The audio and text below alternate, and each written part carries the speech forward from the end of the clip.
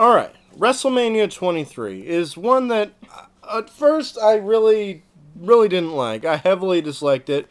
So you can imagine the pain I felt when watching it again when I had to review it for you guys. Um, well, my tastes have changed. My tastes towards this WrestleMania have changed. So has the quality in my taste, and much to my surprise, WrestleMania 23 managed to entertain the heck out of me. Like, yeah, it did. Vince made a smart decision to get the fans going by placing the Money in the Bank ladder match first. Despite reports of a dull crowd, I thought they were pretty decent. 82,000 or so is pretty damn impressive to me. So, the wrestling fan will be amazed at the sight. Most of the matches are eventful and entertaining, especially in the main event, which what I consider to be not the best, but it definitely shouldn't have been the main event. To be honest with you, it's not. It's not like. We'll get to that in a little bit. Starting right out, we got the Money in the Bank ladder match. We have Randy Orton, Finlay, Matt Hardy, Jeff Hardy, King, Booker with Queen Charmel in his corner, CM Punk, Edge, and Mr. Kennedy. Now this match was excellent. It's full of incredible spots and unpredictability. The bump where Jeff Hardy leg drops Edge off the ladder onto Edge, who was on a ladder outside, was pretty sick. My only complaint was the winner they chose. I like Kennedy, but it's not who I picked to win. I really wanted Randy Orton to win at that time. I think he was much more ready for it. But, yeah, pretty good match to start the show. Next up, Kane versus the Great Khali. Silly match with Kane having to do the bulk of a lot of the carrying through this match. Only he can't do anything with Khali's uselessness. The lone bright spot of the match was when Kane slammed Khali. But either way, Great Khali wins with his two-handed chokeslam. Nothing too special there. Next up, we got the U.S. title match, MVP against Chris Benoit.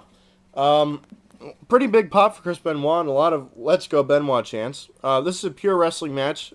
It's fast and exciting, and MVP surprisingly holding his own against Benoit.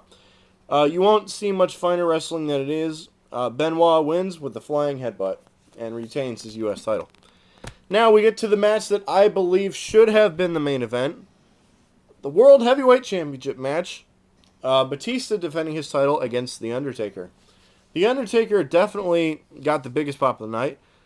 A lot of boos for Batista, which was great to see.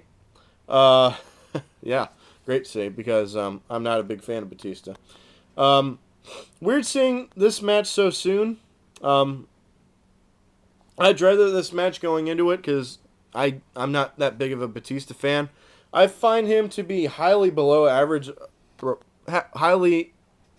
I find him to be a highly below average wrestler. There we go. And I thought Undertaker deserved much better than this.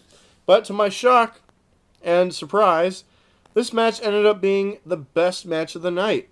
Yeah, it's a terrific brawlers match with The Undertaker taking a sick power slam through the table, which is pretty sick. Surprisingly, very exciting stuff. Taker wins the World Heavyweight title with the Tombstone Piledriver. Next up, we got the ECW Originals against the New Breed in an 8-man tag match.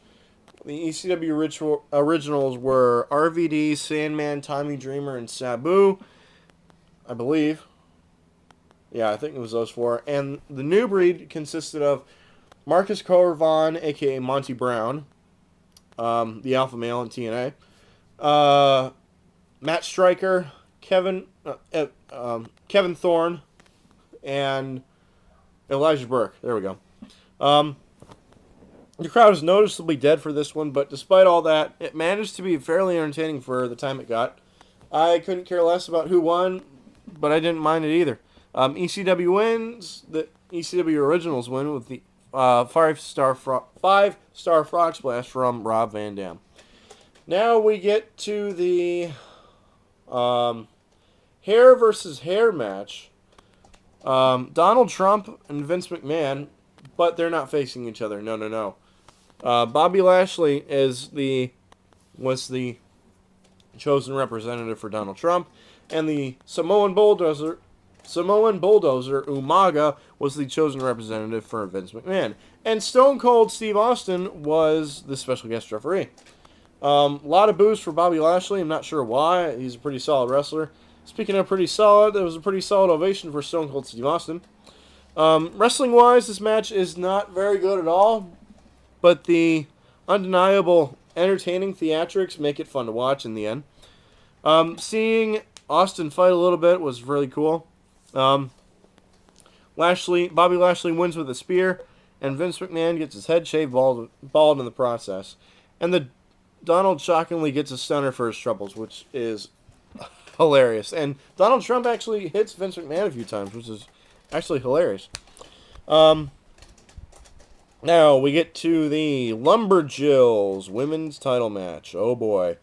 Melina versus Ashley. The crowd could care less about the outcome until chaos results in the end. And once again, Mickie James looked amazing. Sloppy, but not as bad as it should have been. I like Melina, and I like Ashley quite a little bit, but let's face it, Ashley isn't known for her wrestling. Not by any means.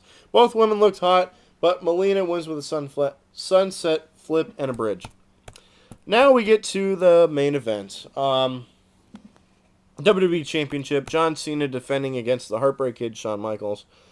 Shawn Michaels comes out to the DX music, which is kind of strange because DX was questionable at that time because Triple H was taken out with a quad injury earlier, a few months ago, prior to WrestleMania 23, and Shawn Michaels was still using DX music. I don't know why.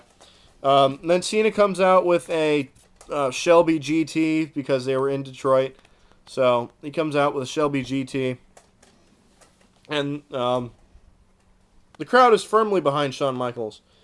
This is probably the second best match of the night. And I wouldn't rank it up there as one of the best WrestleMania main events for sure. HBK is an absolute god in the ring. And despite what many people think, Cena is no slouch himself. Well, especially in this match, I thought. The psychology, the wrestling, the crowd, the maneuvers are pretty up there. This is what WrestleMania is all about, and I loved almost every single minute of it. The only problem is the outcome. Cena wins with the STF. Yeah. Honestly, I think their match a few weeks ago, or a few weeks prior, or after, let me say that again. Their John Cena and Shawn Michaels match a couple weeks after WrestleMania, their match they had in London, I think that should have been the match at WrestleMania. If that were the match at WrestleMania, I guarantee you, this would have been a top 5 main event at WrestleMania history. Guarantee you. Plus, Shawn Michaels would be WWE champion. And that's pretty cool to see. But either way, that didn't happen. Instead, we got Cena winning. Whoopee. All right, bottom line, WrestleMania 23 is a little underrated, I think, as far as WrestleManias are concerned. It has great wrestling, great storylines, and there are a lot of stinkers. Out of 10, I'm going to rate WrestleMania 23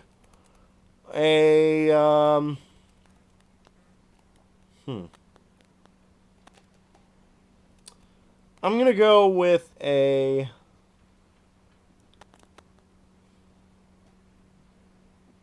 5.5 out of 10. Best match of the night, hands down, Undertaker and Batista. Worst match of the night is Great Khali and Kane. So that's WrestleMania 23. Coming up next, WrestleMania 24.